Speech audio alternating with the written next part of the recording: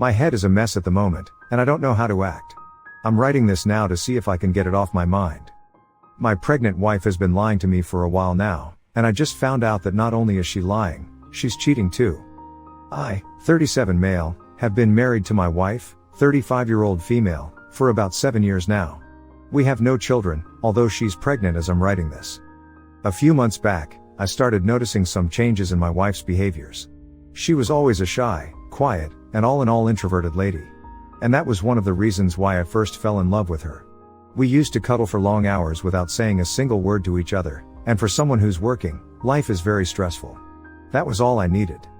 But as I said, I started to notice her change. At first, I thought it's good that she started to come out of her shell. Took her 35 years to finally open up.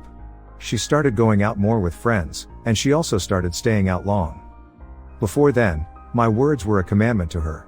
She never went anywhere without my permission. She never did anything too without my permission.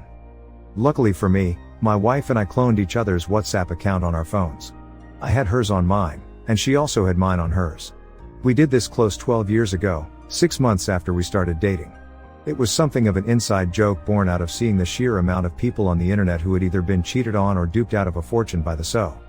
I hardly ever checked it because I trusted her, and she, before now, had never given me any reason not to trust her.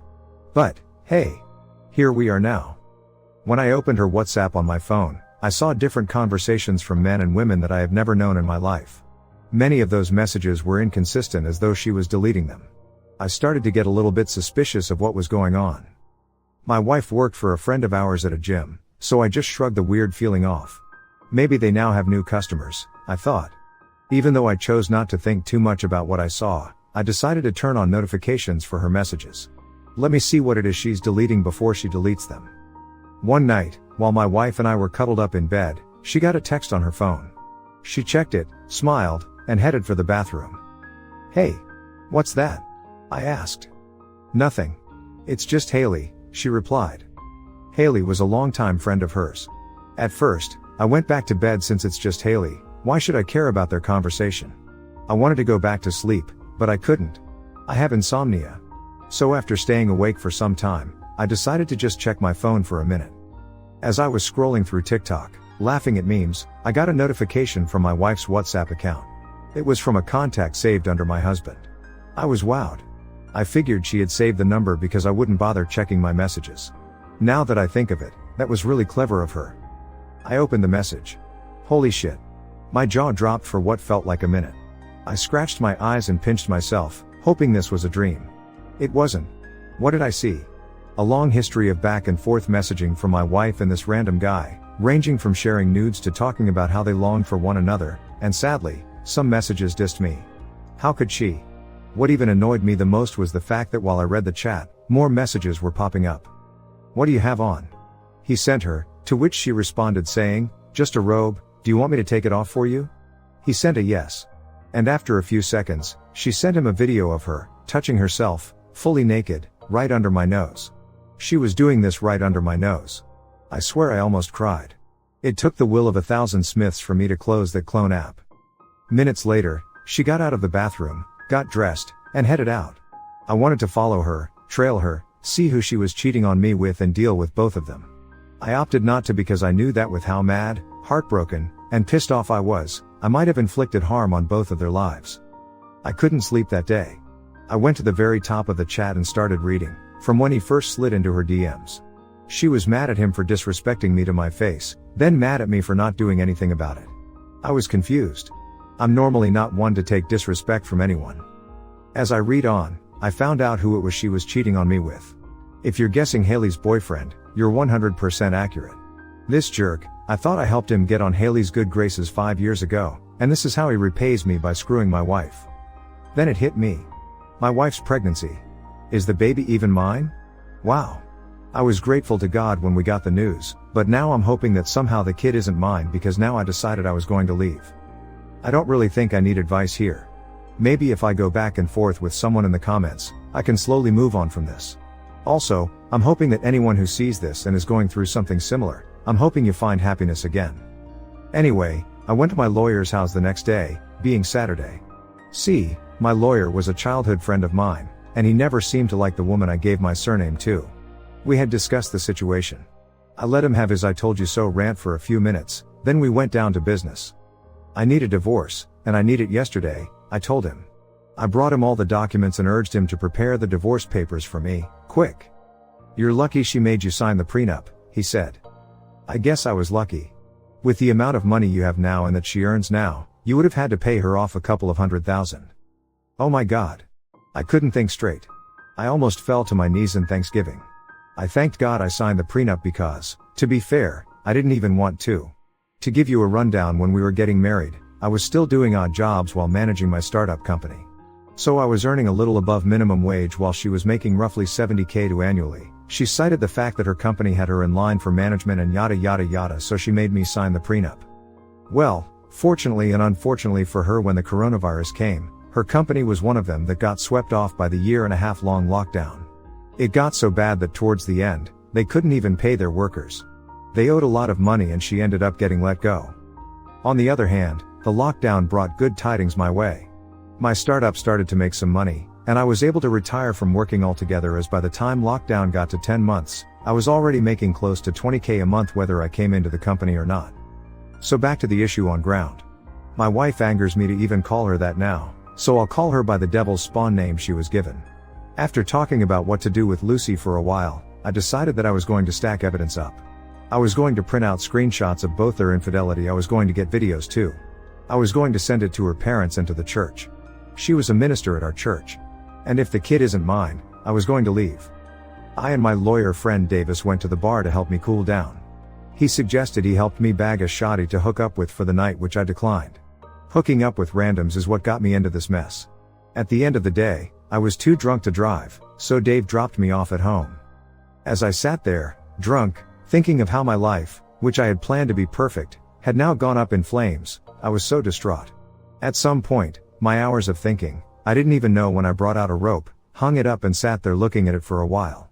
Looking back at it now, that was the most cowardly thing to do, but then I was ready to bid this life goodbye.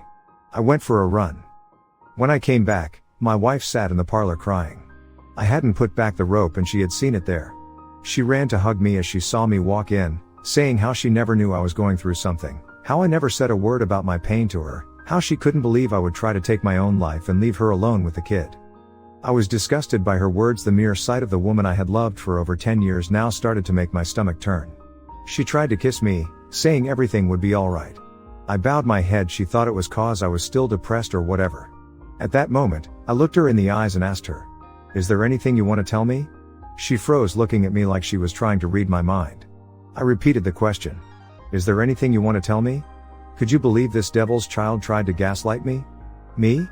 How dare she try to play the mind games? "What do you mean?" she asked. "Are you crazy? I'm here crying my eyes out about you wanted to unalive yourself, and you have the guts to ask me, 'Is there anything you want to tell me?' Is this some sort of a joke?" she added. After a lot of shouting and arguing, I was even surprised that I didn't let slip that I knew she was cheating. She went up to the bedroom and I starred in the parlor for a while. I have had it up to my neck, so I decided to pour it out here. Before I try again and succeed this time. Update. Thank you guys for reaching out to me. I planned to update you all, but I came out of retirement like Lionel Messi, lol. I took the advice of some of you who said I should seek therapy. I was never really a fan of it, but I must say it has helped me a lot in this trying time. I've also started hitting the gym, as is normal in these situations. I'm glad I shared my story because I never really knew what I would have done if I didn't. After that long argument where I left off, we didn't talk for weeks, which was fine by me as I didn't want to see her face anymore. I kept on taking screenshots and piling them up. Also, I put up hidden cameras in the house. Lucy owned the place. I wanted to believe that she didn't bring him over to the house and that they didn't do anything on the bed we shared. Well, let's just say I was stupid for thinking they wouldn't.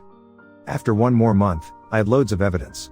I created a website which I posted all the videos I gathered from videos of him, to videos of hers, to videos of both of them. If you had seen me working on that website, you'd have thought I was creating a porn site. Well, 3 months later, Lucy was in labor. I had drafted all the necessary documents and had filed for a divorce. Her labor was on the day of her cheating partner's anniversary with Haley. Coincidence? I think not. I went over to their place, which a copy of the documents and records of the affair. I knocked on the door and was greeted by Haley. I handed the documents to her and say to her, your husband and my soon-to-be ex-wife are screwing each other." Within seconds, her husband came out wearing a towel wrapped around his waist. I guess he didn't hear me at the door. From the look on both our faces, he knew what was going on. "Honey, I can explain. I can explain," he said. Why do they always think they can explain? In a fit of rage, since I was days away from being free, I rushed at him swinging. I even thought he would be able to put up a fight, but he wasn't. Such a pathetic weak man. He was in his early 40s. As he laid on the sea, I stood over him wondering what would make Lucy cheat on me with this peon. As I left, I pulled his hair, taking a few with me. Now to find out if I'll be paying child support or not. I went back to the hospital, the nurses wondering why I had left and why I was walking in blood-fisted and with hair in my hand.